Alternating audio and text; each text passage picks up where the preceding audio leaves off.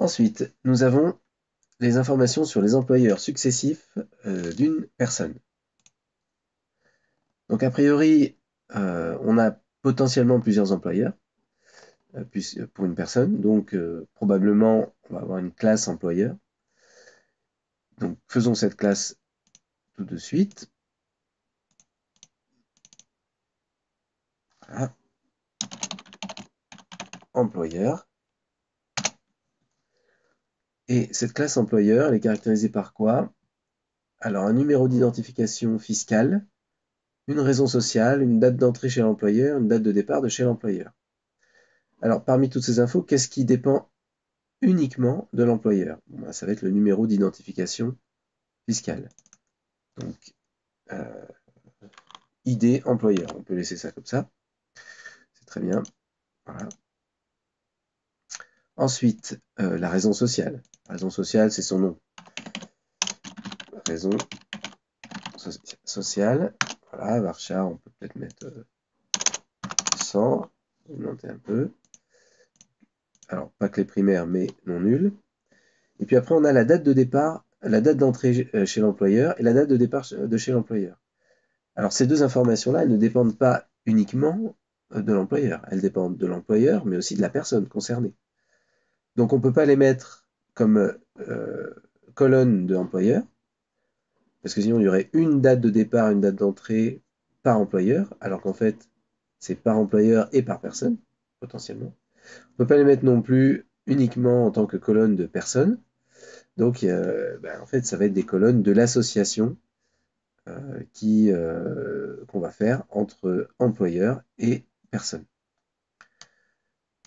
Alors, on va donc créer cette association. Alors, ce qu'on voudrait, nous, oui, c'est ça, c'est pouvoir modéliser le fait qu'une personne peut avoir eu ou peut avoir plusieurs employeurs.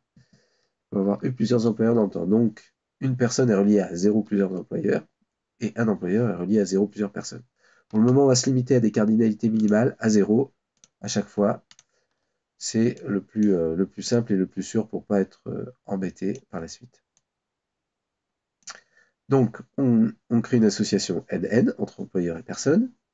Par défaut, les cardinalités ne sont pas tout à fait les bonnes comme précédemment, donc on double-clique sur les deux associations binaires et du côté de employeur as personne, des deux côtés, eh bien, on enlève le caractère obligatoire. Voilà, on est passé à 0 étoile d'un côté et 0 étoile de l'autre côté.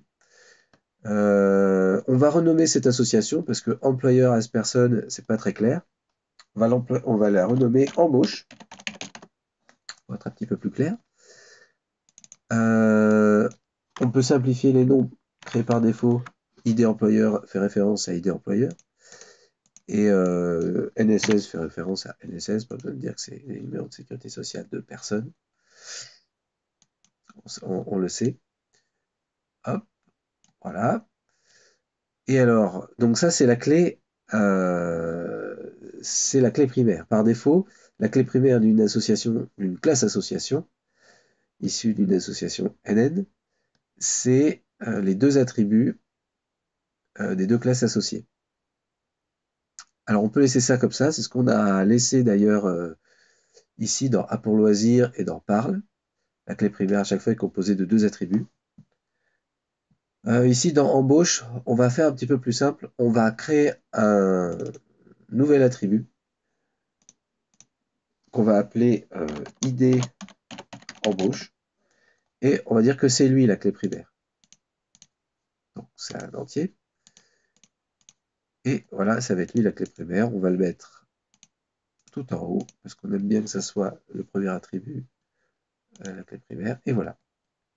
Donc on a bien un numéro d'embauche. Et puis on a bien deux clés étrangères parce qu'une embauche doit forcément être associée à un ID d'employeur et un numéro sécurité sociale de personne. On a notre classe association, donc maintenant on va pouvoir ajouter les dates d'entrée et les dates de départ. Donc c'est dans embauche, à nouveau. Date, entrée. Ça va être, bien sûr, une date.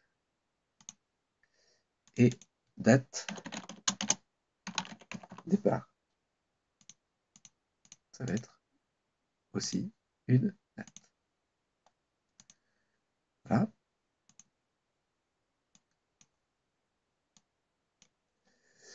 Donc dans embauche, maintenant j'ai ma date d'entrée et ma date de départ, ainsi que les deux clés étrangères et le numéro de l'embauche.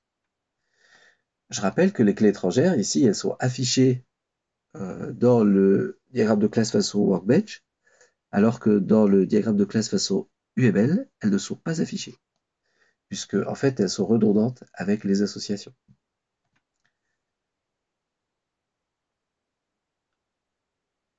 Et voilà, c'est fini pour les employeurs successifs.